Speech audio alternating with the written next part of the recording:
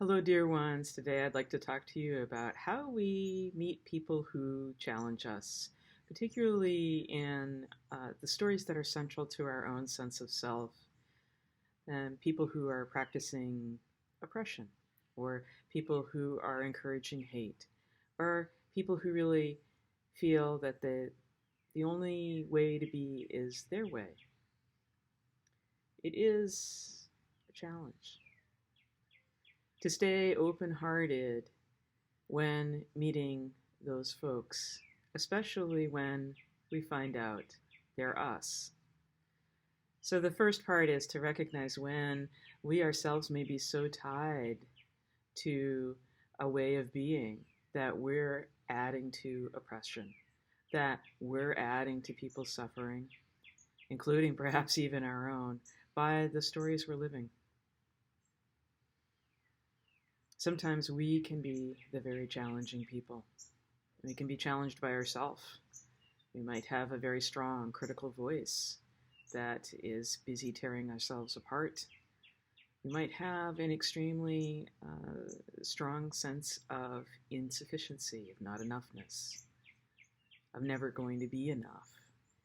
And that makes us a challenging person for ourselves. As it might imagine, the ways that we approach challenging people, whether we're talking about ourselves or someone else, is pretty similar. It's easy to go to pick up my sword and shield and defend myself. Although, if that's against your own self, that's harder to do. And is that really how we're called? If we're called to live in love, and we're called to live in compassion, and we're called to live in generosity, then perhaps we're called to first find out the human being behind the challenge, to try to see if there are connections we can make and share. We might turn out to care about making sure food gets to hungry people. We might turn out to care about ensuring that children don't go hungry. And we might, as it turns out, really care about keeping access to beaches and to wilderness spaces available to everybody, and not just for a few. There are ways that we can come together, but only if we're willing and able to be present through the difficulty. And that includes having difficult conversations or taking the risk to engage with someone, not that's overtly dangerous to you, that might be too much risk right now, but someone who has shown up aggressively, challengingly. And maybe, as I've said, that might be our own selves. How do we choose a better world? How do we exert our freedoms responsibly in care for one another and this earth? How do we learn to love our differences and to be able to celebrate one another for not being the same?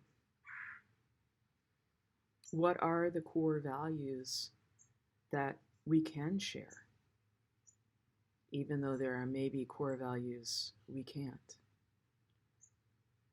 And unless we have an open heart and an open mind to those questions, we're also going to be the ones who are challenging. We create greater polarity. We intensify conflict.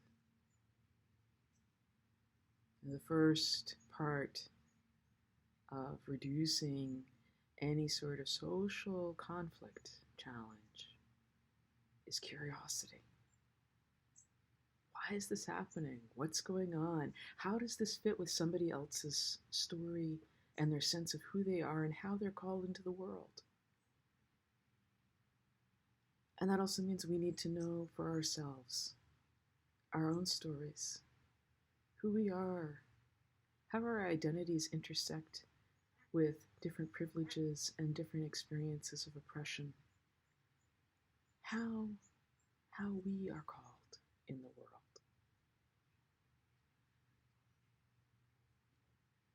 Our stories really do matter.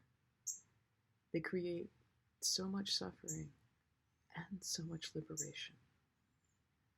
So if we want to choose freedom, we're choosing responsibility, because there is no true freedom for everyone without responsibility for the whole.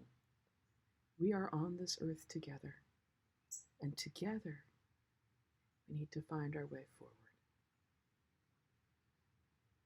May we do so with a splendid diversity of being, and with great care and great love for this planet and for one another. Have a beautiful day.